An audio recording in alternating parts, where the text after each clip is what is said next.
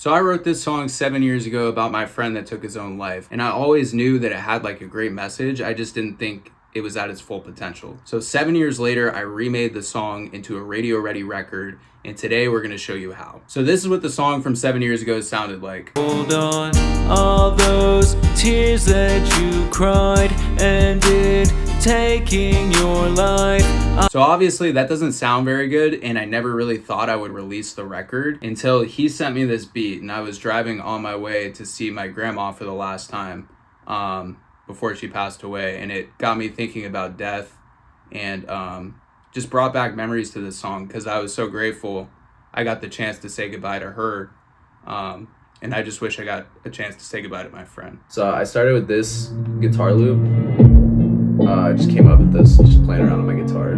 Pretty simple. Yeah, when I heard that, I wasn't completely sold, but then when he showed me this EDM part, I was like, okay, we're working with something. Yeah, so it kind of transitions right here.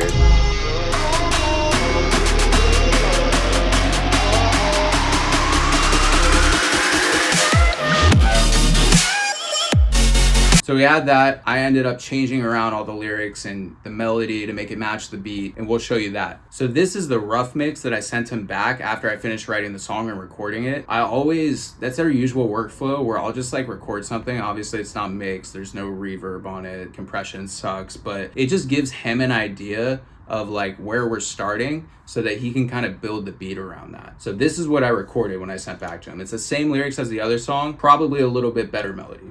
All those tears that you cried ended taking your life. So that's where we were at. And then when it dropped, I was like, this Vox, like this, what do you call it? Vocal chop? Yeah, it's just like a Vox chop. Vocal chop. So we'll show you that, but I was like, this is too happy for this song. Like it's a little bit chirpy, it's a little bit upbeat. So I was like, I don't like that. We need to go back and fix this. But I just wish I could say goodbye. It sounds like two different songs. The synths in the chorus are just like pretty empty. Like there's not a lot of body to them. So we ended up redoing that. Yep, we're gonna show you that next. So we went back and forth. He came up with this. Everything is exactly the same except for he changed that chorus part, like the EDM drop. Just wish I could say goodbye. Yeah, so I tried to make it like a little bit sadder, like the vocal chop. Yeah, Glenn thinks it didn't sound right. Yeah, I just felt like the song like had so much potential and we weren't doing it justice like on that drop. Like I knew it could be so much better. We usually don't work this many iterations. Like this song took us a long time, but I was like, no, we got to go back and it was like a year, right? yeah, we made well 7 years because that's when I recorded Yeah. it. And then we probably went back and forth for about a year on this, really trying to get it right. We're gonna break down the next iteration after this one right now. So this next iteration is the final iteration. We're going to show you how we actually made this, or he's going to show you how he actually made it because I didn't have anything to do with it. So I mentioned the synths like sounded super empty. So we started with this, it's kind of like a mid bass. And then we got a sub too.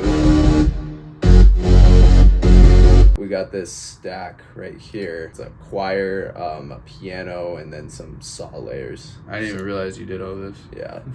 So all together, it sounds like this.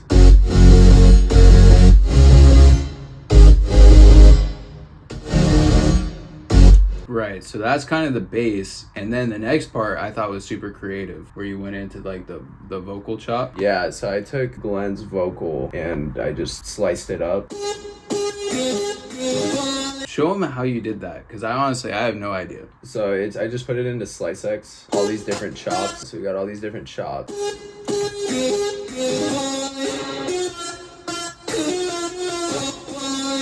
Yeah, so we got that. If we play that with the rest of the beat.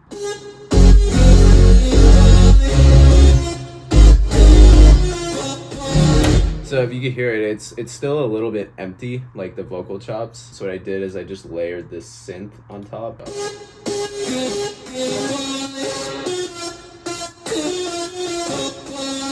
So it just adds a little bit more depth to the And then sound. show them the preset or the chain that you used on the vocals. So this is the original these sound plugins. without the plugins. Goodbye. still sounds like shit. And then we got an EQ. We got Little Alter Boy, which is to add another layer, basically.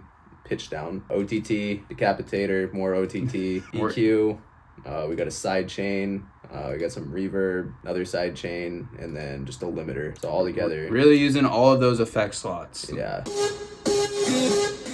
So I know that was like a pretty quick rundown. If you guys want to see like a more in-depth video with like all the plugin settings and all that stuff, let me know in the comments. But we're going to keep it moving and show you how we went forward with this. So he sent that back to me. I plugged it in. I put the vocals on top of it. And all together, this is the rough mix that we had. Could say goodbye. And at that point, I knew like this track can be something. I tried something new. I usually mix all of my own music. I was like, this is taking so much time. Like, I feel like I can make so much more music if I had somebody else mix it for me. So we went and we vetted a bunch of mix engineers, and I ended up sending a project to this guy. And I'm not gonna badmouth the guy because he's a nice guy, like he's talented. It just wasn't up to my expectation. And we're gonna show you that in a second. I don't know, maybe I'm just like OCD about my mixes, but I'm hoping you guys can hear a difference from this and the final one. So go ahead and play it.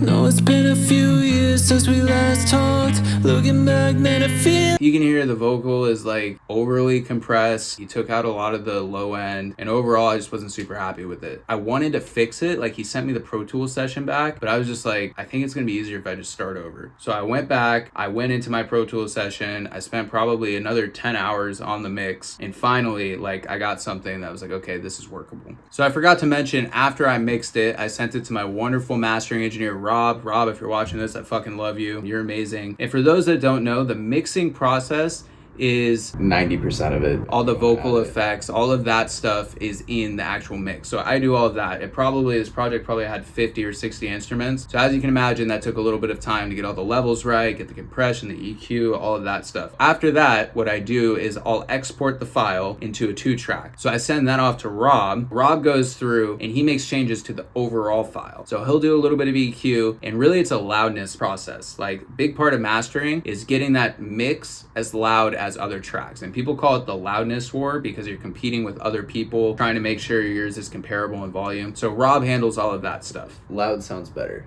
Loud sounds better. Any song that's louder is gonna sound better. Yeah, I'm gonna take this mouse and show you guys what this sounded like. So I'm gonna play a little bit of the verse, and then I'm gonna jump through and show you some different parts. This is after my mix and Rob's master, and this is the final track that you can hear on Spotify.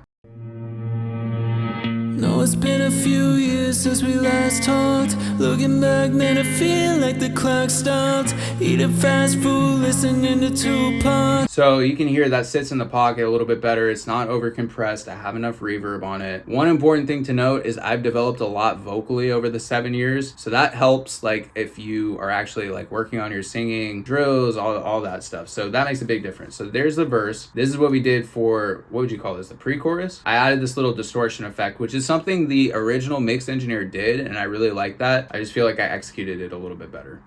And it's selfish to ask you to hold on. All those tears that you cried and did, taking your life.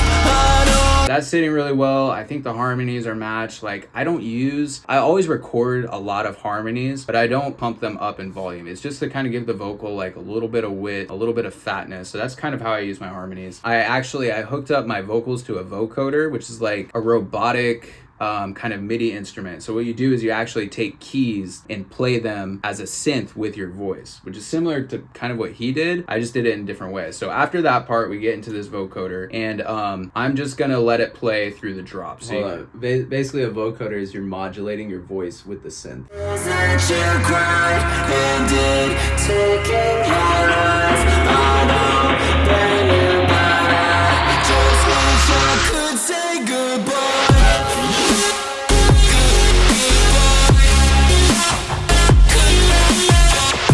And that's it. If you want to listen to the final song, it's on Spotify, it's on Apple Music, all the streaming platforms.